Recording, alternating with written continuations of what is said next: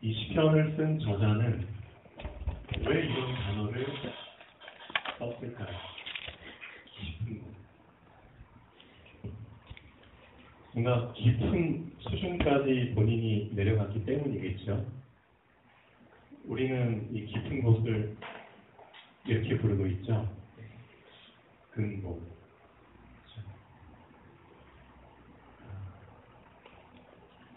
우리에게는 근본 문제라는 게 있고요. 또 근본 해답이라는 게 있죠. 이 저자는 깊은 곳에서 주께 부르짖었나이다.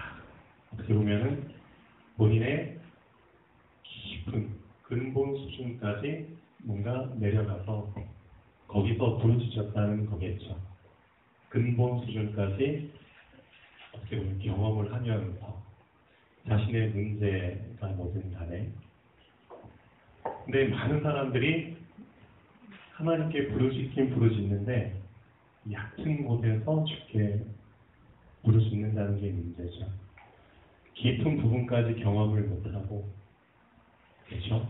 어떻게 보면 그 소크라테스가 말한 나 자신을 알지 못한 상태에서 하나님께 부르짖는 사람들이 많다는 겁니다. 그게 어떻게 보면 참 큰 맹점이라고 할 수 있죠. 정작 하나님을 믿는 사람들이 나 자신을 깊이 보지 못한 상태에서 하나님께 부르짖는다는 게 문제다. 얕은 곳에서 부르짖는다는 거죠. 그렇다면은 얕은 곳에서 부르짖었을 때는 얕은 응답이 오겠죠. 그럼 어쩔 수가 없습니다. 깊은 곳에서 부르짖었을 때 깊은 곳에서 하나님이 답을 주시겠죠. 전에도 말씀을 드렸지만 우리에게 있는 문제는 얕은 문제가 아니라 깊은 문제라는 겁니다. 근본 문제라는 겁니다. 그래서 이 부분까지 우리가 살면서 정말 고민도 해볼 줄 알아야 되고, 그렇죠? 괴로워해 볼 줄도 알아야 되고, 이 문제로 인해서 깊이 한번 생각할 수 있는 시간도 가져보셔야 됩니다. 즉, 내 자신이 누구인지, 너 자신을 알라고 얘기한 것처럼 그런 시간이 꼭 필요합니다. 그러는 가운데 그걸 괴로워하는 사람에게 하나님은 근본 수준에서 해답을 주십니다. 성경은 그거를 신앙생활의 첫 걸음이라고 얘기를 하고 있습니다. 첫 시작은 바로 나의 근본 문제를 근본 수준에서 깊이 고민할 때, 그게 첫 걸음이라고 얘기를 하고 있습니다. 그래서 팔복의 첫 번째가 사실은 그 표현입니다. 심령이 가난한 자는 복이 있나. 심령이 가난하다는 게 어떻게 보면 괜히 가난한 게 아니죠. 나의 근본 수준까지 괴로워하고 문제 때문에, 그렇죠? 고민하고, 그런 사람이 사실은 가난한 사람입니다. 그래서 아까 교동문 읽을 때 참 이 단어 하나만 한 글자만 바꿨을 뿐인데도 참 큰 의미를 발견할 수 있겠구나, 그런 생각이 좀 들었습니다. 나는 과연 하나님께 부르짖는데 깊은 곳에서 부르짖는지, 아니면 얕은 곳에서 얕은 수준으로 지금 부르짖고 있는지, 내 자신 한번 되돌아봐야겠구나, 그런 생각을 좀 해봤습니다. 결국 우리가 말씀을 많이 본다고 신앙이 성장하는 것도 아니고요. 예배를 빠지지 않고 정말 새벽 기도, 수요, 금요, 주일 예배 다 참석한다고 신앙이 성장하는 게 아닙니다. 신앙은 언제 성장하냐면 의미를 놓치지 않을 때 성장합니다. 맞죠?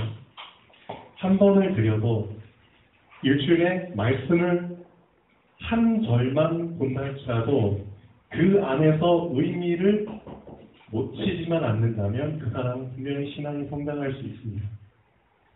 하루에 말씀을 한 장을 읽던 두 장을 읽던 그게 중요한 게 아닙니다.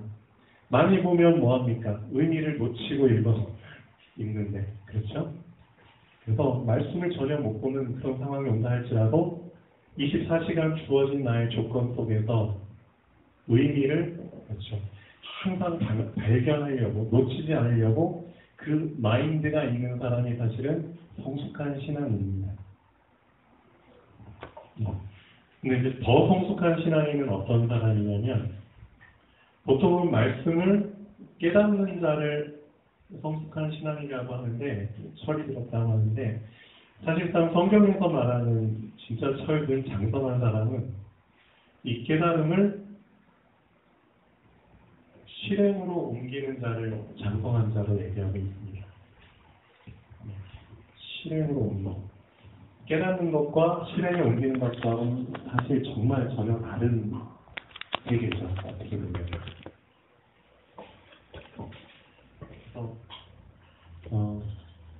저는 그렇게 생각합니다. 나이를 아무리 많이 먹어도 나이가 아무리 많이 먹은 사람도 깨닫고 그걸 실행으로 옮기지 않은 사람은 전 아직 덜 성숙했다고 보고 있습니다. 나이가 어려도 우리 랩런트들 중에서도 깨닫고 실행에 옮겨버리는 랩런트가 있다면 그 아이는 사실 영적으로 성숙한 신앙인이라고 인정을 해줍니다. 그래서 참 감사한 게 우리 랩런트들 중에서 뭔가 깨닫고 실행에 옮기려고 하는 그런 아이들 이제 한 명 한 명씩 생기려고 하는 그런 사인이 옵니다. 네, 참 감사하죠. 자, 오늘 본문 한번 보겠습니다.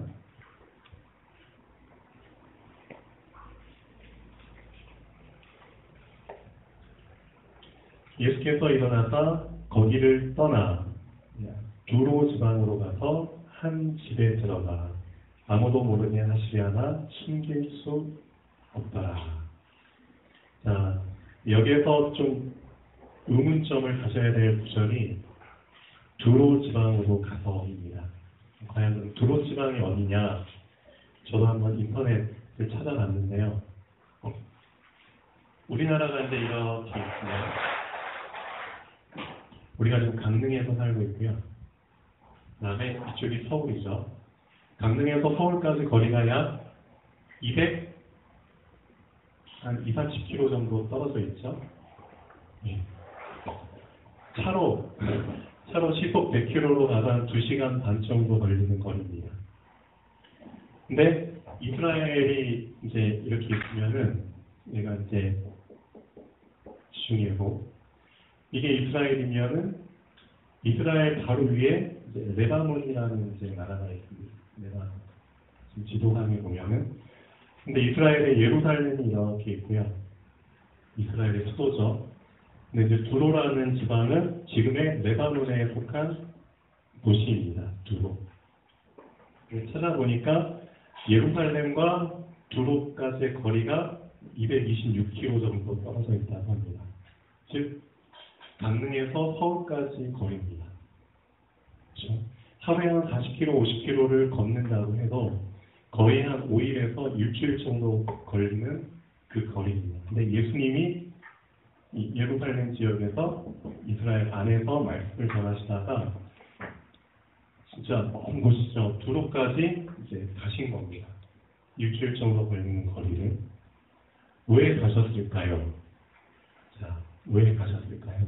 잘 생각을 해보시죠. 분명히 가시기 전에 저번 주에 어떤 일이 있었나요? 바리새인들과 서기관들과 이제 논쟁을 벌이셨죠. 마음에 대해서 이제 설명을 좀 드렸는데요. 고르반이라는 부분과 분명히 지금 이제 이스라엘 사람들 중에 바리새인과 서기관들만큼 어떻게 보면 이제 율법적으로 이렇게 완전한 사람들이 없죠. 어떻게 보면은 이스라엘의 자녀들이라고 할 수 있죠. 예수님이 표현하신 자녀들. 근데 어떻게 보면 잃어버린 양들이죠. 예. 그런데 지금 이스라엘의 하나님의 자녀들이었던 이스라엘의 어린 잃어버린 양들의 지금 상태는 어떤 상태냐면은 말씀의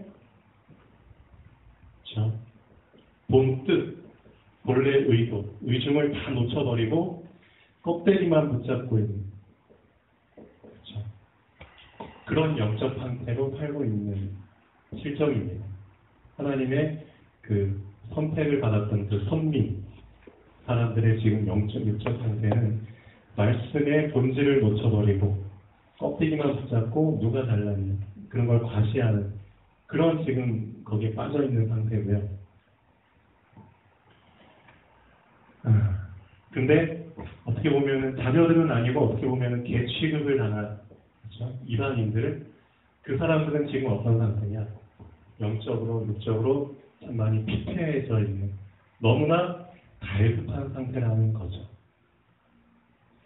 근데 어떻게 보면 참 예수님이 모순적인 행동을 하신 겁니다. 예루살렘에서 거의 한 일주일 이상 가야 되는 그 먼 곳까지 이 바리새인들과 막 논쟁 끝나고 거기로 올라가세요.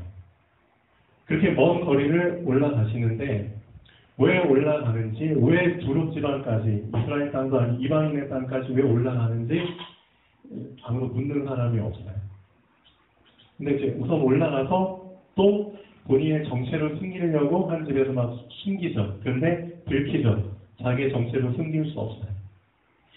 그 소문을 듣고 한 여자가 도움을 청하러 오죠. 자기 딸의 귀신 들렸는데. 그래서 옆에 있는 제자들이 이제 마태복음에도 이 비슷한 구절이 나오거든요. 제자들이 이제 막 예수님께 말하죠. 저 여자가 막 예수님께 부탁을 하고 옵니다. 좀 예수님 어떻게 해야 됩니까? 좀 말리십시오. 그렇게 제자들이 얘기를 하니까 막 부탁을 해요. 그러니까 예수님이 거기에 대해서 아무런 반응을 안 합니다. 저 여자 좀 어떻게 해주세요. 예수님이 답변이 없어요. 그리고 나서 한참 있다 하시는 말씀이 이렇게 말씀을 하시죠. 나는 이스라엘 집에 어린 양, 잃어버린 어린 양들, 그들에게만 보내심을 받았다. 그들 외에는 딴 데로 보내심을 받지 아니하였다. 그 예수님이 말씀하십니다. 이스라엘 집에 잃어버린 어린 양 외에는 다른 데로 보내심을 받지 않았다. 그러니까 나는 다른 데 갈 수도 없다. 그렇게 얘기를 했는데 어떻게 보면은 다른 데로 오신 거거든요, 본인이. 그러니까 말과 행동이 지금 다른 겁니다. 모순적인 행동을 하신 겁니다. 참 신기하죠. 예를 들면 이런 겁니다. 냉장고 딱 열면은 먹을 게 참 많아요. 맛있는 거 반찬들이 꽉 차 있는데 이제 라면을 끓여 먹죠. 라면 끓여 먹으면 사는 말이 나 라면 별로 안 좋아. 그러니까 그런 표현하고 똑같은 겁니다. 냉장고에 맛있는 반찬들 다 쌓여서 그걸로 요리할 것도 많은데 그런 거 다 안 보고 그냥 라면 끓여 먹으면서 나 라면 안 좋아해. 별로 안 좋아해. 뭔가 의도가 있다는 거죠. 예수님의 의중이 있다는 겁니다. 그러면 이스라엘 집에 잃어버린 어린 양 외에는 부르심을 받지 않았는데 부르심을 받지 않은 다른 곳으로 예수님이 자청해서 올라가신 겁니다. 왜 올라가셨을까? 그 부분을 한번 생각해 보셔야겠죠. 자, 이 여자는 헬라인이고 스로보닉의 족속이라 자기 딸에게서 귀신 쫓아내 주시기를 간구하거늘. 자, 예수께서 좀 심한 말을 하시죠. 자녀로 먼저 배불리 먹게 할지니 자녀의 떡을 취하여 개들에게 던짐이 마땅치 아니하니라. 자, 분명히 여기서 말하는 자녀가 누군지 우리는 알고 있습니다. 자녀에게 줘야 될 떡이다. 내가 능력을 베풀고 은혜를 베풀고 기적을 베풀어야 될 대상은 먼저 자녀들이다. 그 자녀들이 먼저 떡을 줘야 된다. 근데 그 떡을 취해가지고 개들에게 준다는 것은 마땅치가 않다. 근데 사실상 자녀들한테 떡을 주고 싶지만 그 자녀들이 그 떡을 어떻게 했나요? 거절한 겁니다. 바리새인들과 서기관. 그렇죠? 말씀의 본질을 놓쳐버리고 계속 트집 잡으려고 하고 예수님을 배척하고 자녀에게 떡을 주고 싶어도 떡을 줄 수가 없는 상황이 되어버린 거죠. 즉, 이 자녀들이 불순종하는, 그렇죠? 불순종하는 모습을 계속 보이니까 결국은 그 떡을 누구한테 줄 수밖에 없냐면 걔들, 이방인들한테 줄 수밖에 없다는 겁니다. 그런 목적을 갖고 사실은 두로 지방으로 가신 거죠. 말은 반대로 하시지만 사실상 예수님은 이방인들에게, 이 개들에게 떡을 주시기 위해서 어떻게 보면 가신 거겠죠. 네. 근데 우리도 하나님 자녀 되기 전에는 자녀가 아닌 개들이었죠. 어떻게 보면 참 화가 나는 말이기도 하고 그렇죠. 근데 우리도 하나님 자녀 되기 전에는 이방인이죠. 한국인이죠. 한국인도 이방인이잖아요. 그렇죠? 이스라엘 사람 빼고는 다 이방인입니다. 우리 한국 사람이었던 우리들도 다 개라는 거죠. 자, 그래서 근데 여자가 대답하여 이르되 참 멋있는 대답을 합니다. 옳소이다. 예수님 당신의 말씀이 옳습니다. 옳지만 상 아래 개들도 아이들이 먹던 부스러기를 먹나이다. 참 멋있는 대답을 하죠. 그래서 이 여자의 대답 속에서 우리는 참 중요한 걸 붙잡으셔야 됩니다. 첫 번째는 나의 근본을 붙잡아야 된다는 겁니다. 어떤 근본이냐면 하나님 자녀 되기 이전의 나의 근본 상태. 나는 개다. 난 자녀가 아니고 난 개다. 개 같은 존재다. 그걸 붙잡아야 된다는 겁니다. 나의 근본.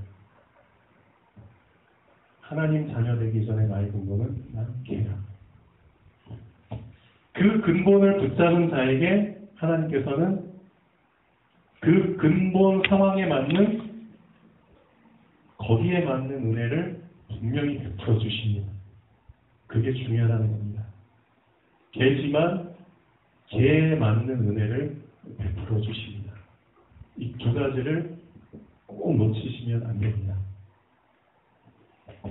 사실 이 두 가지를 놓쳤기 때문에 어떻게 보면 사람들이 많이 교만해지는 거죠. 자기 자신을 많이 드러내려고 하죠. 자랑하려고 하죠. 이방인이면서 사도 바울을 통해서 또 많은 사도들을 통해서 복음을 받은 사람들이 이 두 가지를 놓쳐버린 겁니다. 우리 근본 사실 하나님이 이스라엘이 만약에 불순종하지 않고 순종을 했다면 그 구원의 은혜가 우리한테까지 그 기회가 오지 않았을 텐데, 그렇죠? 그런데 이스라엘의 불순종으로 말미암아 하나님께서 그 구원의 기회를 우리 이방인들에게도 주셨구나 라는 거를 사실은 그 당시 사람들은 모르고 있었습니다. 근데 이 사실을 누가 처음으로 알려줬냐면 사도 바울이 알려줬죠. 그래서 이 사실을 알려준 이유는 너희들 사실 너희 이방인들 아예 구원의 기회조차 없었다. 근데 너희가 잘나서 받은 것처럼 자랑하지 말아라. 교만하지 말아라. 원래 이스라엘 사람들이 불순종하지 않았다면 너희한테 기회도 없었다. 근데 이스라엘의 불순종으로 말미암아 그 기회가 너희들한테까지 온 것이다. 그러니까 너희는 자랑할 게 못 된다. 너희가 근본 어떤 상태였는지를 항상 기억해라. 너희는 참 감람나무의 접붙임을 받은 돌 감람나무 가지야. 이걸 붙잡으라는 겁니다. 이 사람에게 하나님께서는 그렇죠. 자기의 그 근본 정체성을 붙잡은 사람에게 항상 붙잡고 있는 사람에게 근본 은혜를 항상 허락해 주십니다. 어떤 은혜냐면 근본 은혜라는 것은 딴 게 아닙니다. 근본에서 떨어지지 않도록 하는 은혜입니다. 항상 근본에 붙어 있을 수 있도록 해주는 은혜. 그게 가장 큰 은혜겠죠. 로마서 11장 13절에서 36절까지 한번 보시죠.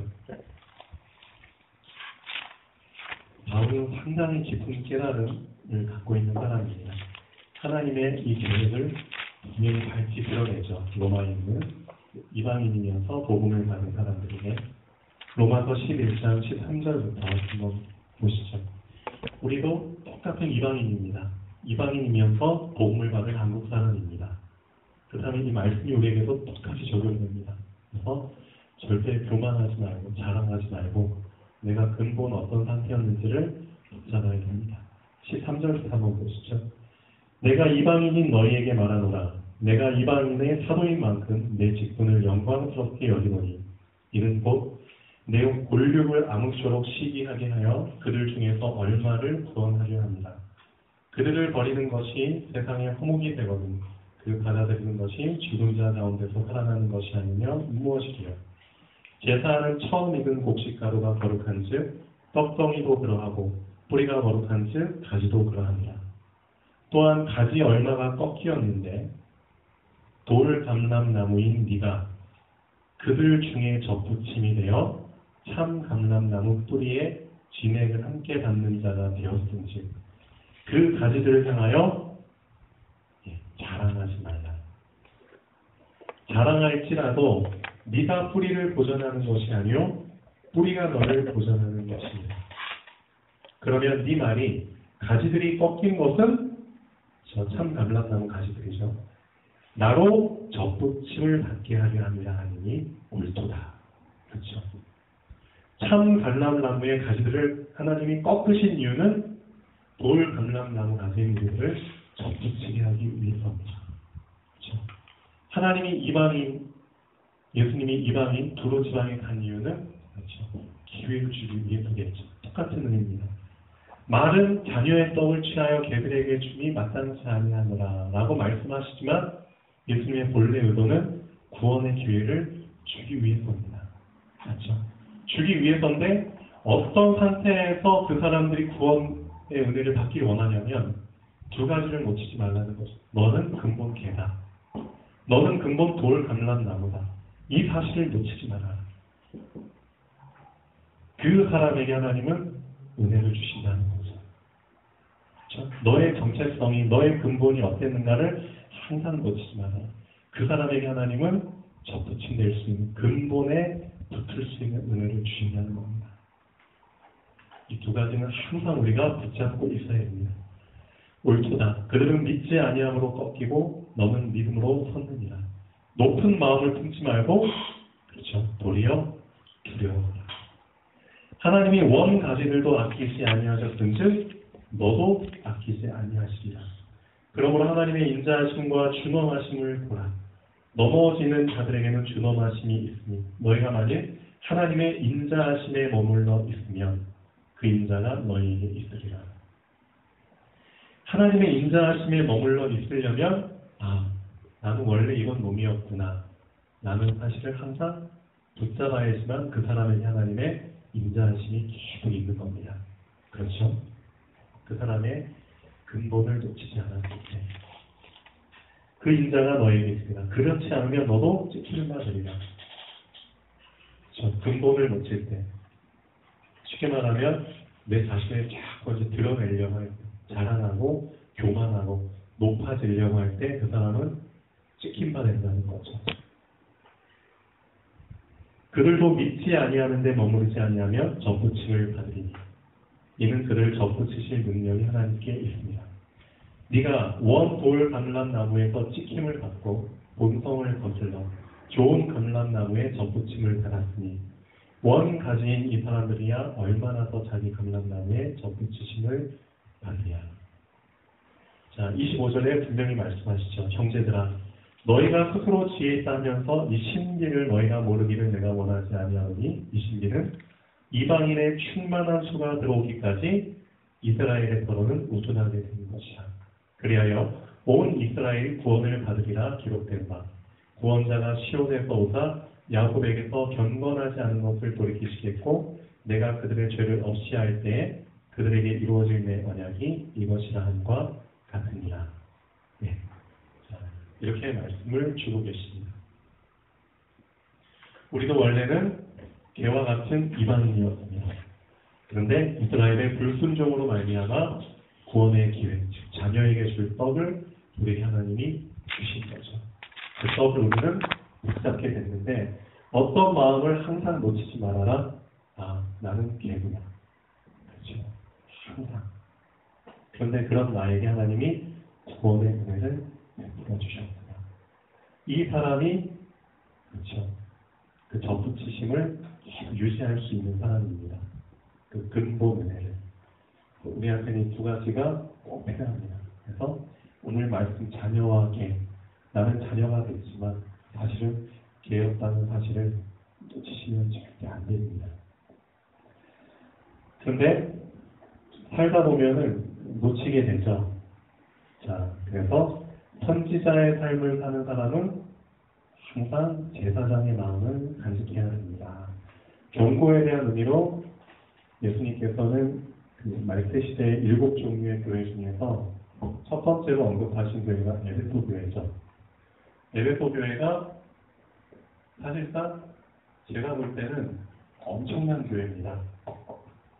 어떻게 보면 대단한 교회입니다. 정말 선지자의 삶을 흠없이 살고 있는 교회인데 그것만으로도 참 대단한 교회거든요. 우리는 책망할 자격이 없습니다. 선지자의 삶을 사는 게 쉽지가 않거든요. 알고 계시죠? 예수님께서는 일일이 조목조목 언급을 하시죠. 너 진짜 선지자의 삶 잘 살고 있다. 한번 읽어보시죠. 요한계시록 1절부터 한번 보겠습니다. 아마 여러분들이 지금 살고 있는 삶하고 아주 매치가 잘 될 겁니다. 여러분들도 선지자의 삶을 살고 있기 때문에. 근데 뭐가 문제냐면 우리 최국 집사님이 수요일 때 잠깐 그런 말씀하셨죠. 마음이 가난해지고 싶다고. 예. 하나님이 주실 수밖에 없습니다. 그런 마음은. 에베소 2장, 요한계시록 2장 1절부터 보겠습니다. 에베소 교회 사자에게 편지하라. 오른손에 있는 7별을 붙잡고 7 금촛대 사이를 걸으시는 이가 이르시되, 자, 내가 네 행위와 수고와 네 인내를 알고, 자, 이제 선지자의 삶이죠. 우리의 행위, 우리의 수고, 어제도 많이 수고하셨고 오늘도 하고 계시죠. 참 많이 참고 계시죠. 또 악한 자들을 용납하지 아니할 것과, 그렇죠. 원색적인 복음을 지켜야 되기 때문에 항상 분별해야 되죠. 그게 선지자의 삶입니다. 또 자칭 사도라 하되 아닌 자들을 또 계속 테스트해야 되죠. 참 우리가 만나는 여러 종류의 사람들 중에 함께 하려고 하다가 또 가고 또 그런 사람들 많이 봤잖아요. 어떻게 보면은 그의 거짓된 것을 네가 드러낸 것 같죠. 동기를 드러내고 맞지 않는 욕심, 그런 부분을 드러내는 그것도 선지자의 삶입니다. 또 네가 참고 내 이름을 위하여 견디고, 또 여러분들 참 부지런하시죠. 게으르지 아니한 것을 안다고 지금 예수님 말씀하십니다. 네가 선지자를 삶 사는 거 내가 안더라. 예수님도 인정하셨습니다. 에베소 교회도 참 대단한 교회입니다. 네, 요즘 시대는 이런 교회도 많이 드물죠. 근데 네가 놓친 게 하나가 있다는 거죠. 그러나 너를 책망할 것이 있나니 너의 처음 사랑을 버렸느니라. 처음 사랑, 처음 행위, 그렇죠? 그러므로 어디서 떨어졌는지를 생각하고 회개하여 처음 행위를 가지라. 만일 그리하지 아니하고 회개하지 아니하면 내가 네게 가서 네 촛대를 그 자리에서 옮기리라 라고 말씀을 하고 계십니다. 자, 첫사랑을 놓쳐버렸다는 겁니다. 네가 선지자의 삶 사는 것 참 내가 인정한다. 근데 첫사랑을 놓친 상태에서 선지자의 삶을 살아버리면 미안하지만 그거는 더 이상 교회가 아니다. 교회는 일을 하기 위한 게 주 목적이 아니라 내가 받은, 그렇죠, 구원의 기쁨과 감사와 감격, 은혜, 그것을 항상 우선순위로 해서, 그렇죠, 그걸 나타내는 것이 교회지. 어느 순간에 제사장 되신 예수님의 그 우리를 구원하신, 그렇죠, 제사장의 의미를 우리가 놓쳐버렸다는 겁니다. 내가 받은 구원의 기쁨과 감사와 감격. 어떻게 보면 은희신자 두 분이죠. 그래서 선지자의 삶을 사는 사람은 항상 예수님이 말씀하신 선지자의 삶을 사는 걸 알기 때문에 예수님은 기회를 주시는 겁니다. 그 가치를 알고 계시니까 얼마나 중요한 삶을 사는지 알기 때문에 예수님께서는 그 사람이 그렇죠, 촛대를 놓치기를 절대 원치 않으시겠죠. 누구보다도 귀한 선지자의 삶을 산다는 걸 알고 계시기 때문에 그래서 그 첫사랑, 처음 행위를 붙잡을 수 있도록 계속 권면하시고 기회를 주시죠. 예. 너의 수고를 내가 안다. 그렇지만 그 모든 것들은 다 제사장의 공로 위에서 다 그렇죠? 진행이 돼야 된다는 거죠. 그게 없으면은 우리의 삶이 말라버립니다. 점점 말라버리죠. 그래서 항상 그 우리 안에서 근본 속에서 생수가 계속 샘솟는 듯한 그런 마음으로 우리 신앙생활을 하려면 제사장의 마음을 항상 붙잡고 있어야 됩니다. 그게 키라는 겁니다. 오늘 사실 본문 말씀과 똑같습니다. 너가 구원 받았지만 원래 너의 근본은 개였다. 그걸 항상 붙잡아라. 근본을. 그걸 놓치게 되면은 어느새 우리는 선지자의 삶에 너무 치중하다 보면은 처음 행위를 놓쳐버리게 됩니다. 최영 집사님이 그 수요일에 때 하셨던 신령이 가난한 복인 날이 그 부분은 하나님이 간절히 사실 원하고 계시죠. 그 위에서 두 번째, 세 번째, 네 번째, 여덟 번째 복까지 쌓여가는 응답 속에서 오는 나중의 복들입니다. 그래서 첫 번째 복을 놓치지 않기를 간절히 바랍니다. 자, 결론 부분 다시 보겠습니다. 하나님의 자녀가 되기 이전에 나의 근본이 무엇이었는지 항상 기억하는 사람은 항상 하나님의 근본 은혜가 머물러 있게 됩니다. 로마서 11장 13절에서 36절 속에서 자녀의 떡을 취하여 그들에게 던지시는 이유를 발견할 수 있습니다. 바로 이방인인 나를 위해서. 그렇죠. 선지자의 삶을 사는 사람은 항상 제사장의 마음을 간직해야 합니다. 자, 기도하겠습니다. 하나님